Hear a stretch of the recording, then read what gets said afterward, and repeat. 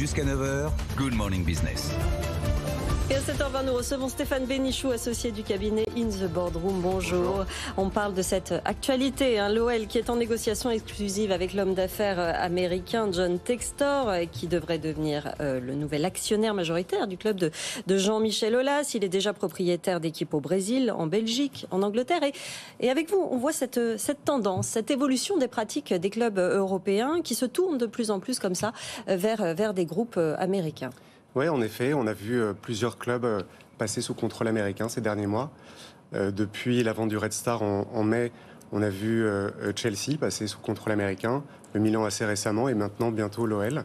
Donc c'était assez intéressant de voir ce mouvement qui correspond en fait à un modèle économique nouveau pour les clubs et qui vient de ces nouveaux investisseurs américains. C'est quoi ce modèle économique nouveau que vous connaissez bien, que vous avez très bien décrit hier dans une tribune?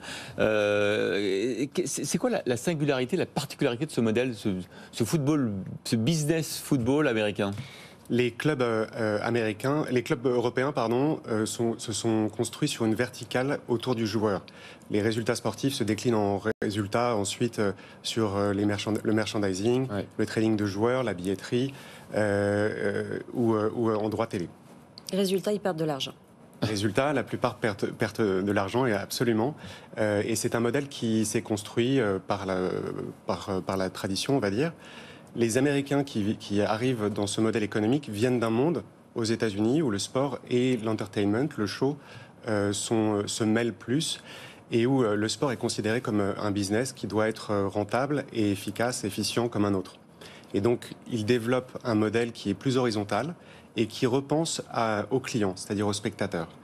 Ce spectateur, on va élargir l'offre et l'expérience qui lui est offerte à travers des investissements dans les infrastructures, à travers des investissements dans la technologie, à travers de nouvelles expériences qui leur sont proposées, et ce qui permet de créer un lien, une communauté digitale plus forte et surtout plus étendue. Avec des avantages pour les membres, avec aussi l'utilisation de tous les nouvelles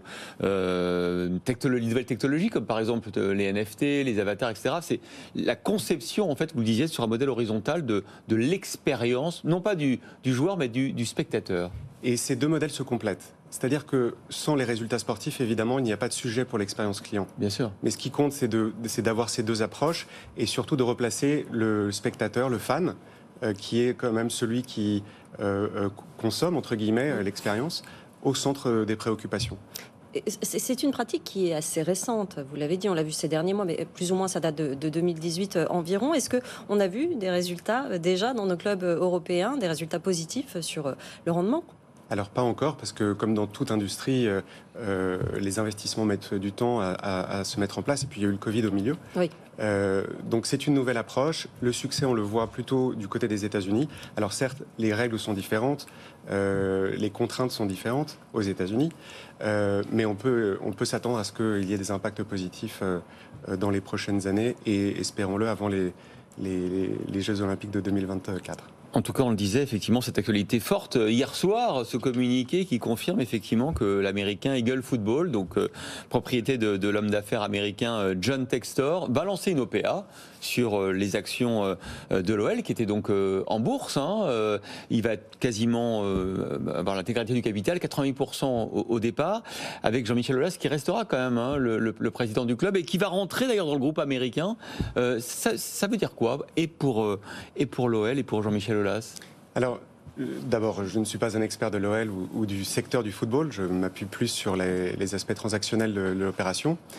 Mais l'OL a cette particularité d'avoir déjà construit un environnement qui est propice à l'investissement de John Textor.